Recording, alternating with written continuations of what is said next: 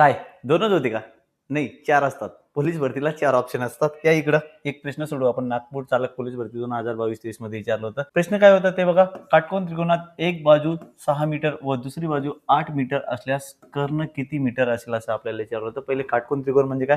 ज्या त्रिकोणामध्ये 90 अंशाचा कोन असतो त्याला काटकोन म्हणतो आणि त्याच्या समोरची जी बाजू असते तिला आपण कर्ण म्हणतो.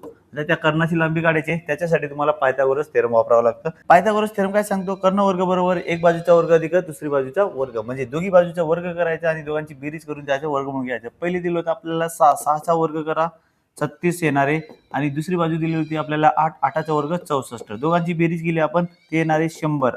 हा झाला कर्णाचा वर्ग. याचं वर्गमूळ घ्यावं लागेल. वर्गमूळ घेतल्यावर कर्ण किती येणारे? 10 येणारे. म्हणजे पर्याय आपलं सी उत्तर बरोबर राहणार आहे. आणि पायथागोरस थेरमवर खूप सारे प्रश्न तुम्हाला नेहमी विचारले जातात. म्हणून काय करा, या प्रश्नाचे उत्तर आपल्या कमेंट बॉक्समध्ये फेकून मारा आणि अशाच व्हिडिओसाठी आपल्या Insta ID 3R Maths Academy MS ला फॉलो करून घ्या. धन्यवाद.